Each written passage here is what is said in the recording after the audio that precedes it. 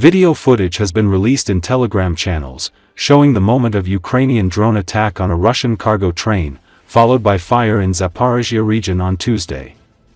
The train transporting fuel to Russian army units was hit in the area between Zaporizhzhia and Tokmak, which resulted in the destruction of a railway connection in the Russian-occupied part of Zaporizhzhia region. The train caught fire after the attack that was launched by the 65th Brigade of the Ukrainian Armed Forces. Pyotr Andriushenko, former advisor to the mayor of Mariupol, confirmed the attack took place.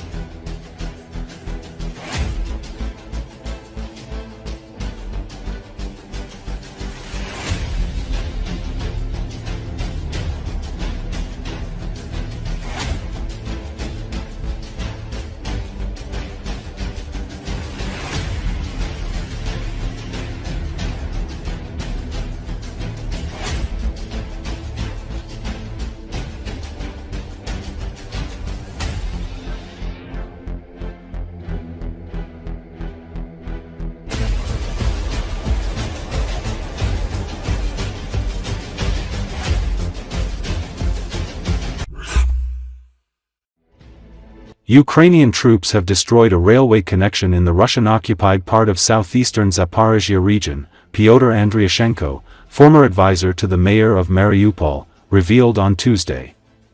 The destruction of a cargo train carrying fuel left the railway tracks in ruins in the area between Zaporizhzhia and Tokmak. Ukrainian Telegram channels reported that the 65th Brigade of the Ukrainian Armed Forces destroyed a freight train in the settlement of Molochansk near Tokmak city in Zaporizhzhia region. The Telegram channels shared footage of the burning train allegedly carrying fuel tank cars. For those asking why the Russians transport fuel at night by train and truck, this is exactly why. To avoid such losses, Andriushenko noted. The attack dealt a significant blow to Russia's logistics and confirmed the effectiveness of Ukrainian troops in targeting key transport routes. Ukraine has scaled up attacks on Russia's strategic facilities in occupied Ukrainian territories and in Russia.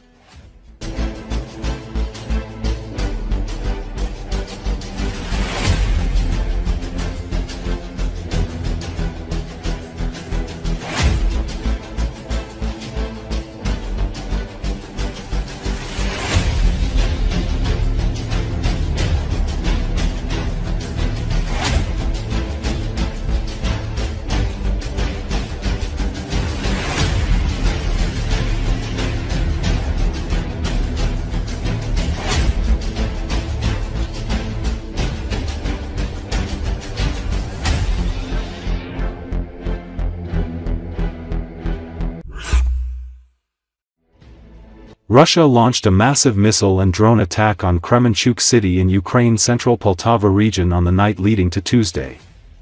Video footage circulated in Telegram channels shows the aftermath of the destruction. Poltava regional head Volodymyr Kohut said the administrative buildings of a local energy infrastructure site were damaged. Cruise missiles and drones were deployed in the attacks on the region. According to the Ministry of Energy, large-scale fires broke out at energy infrastructure sites as a result of the attack. Rescue workers and energy specialists are working to eliminate the consequences of the Russian strikes. The attack on Kremenchuk was the largest in the city since the start of Russia's full-fledged invasion of the country in February 2022. Tuesday's strike was among the series of Russian attacks on Poltava region. Earlier on August 12, Russia struck Kremenchuk with cruise missiles, with several explosions recorded in the city. Russia also hit oil refining infrastructure in the Poltava region on June 15 and 21. The fresh attack on Poltava follows the meetings held between Ukrainian President Volodymyr Zelensky, U.S. leader Donald Trump and European leaders to end the war in Ukraine. Russia launched massive air raids across Ukraine, killing at least 10 people and injuring over 30 on Monday.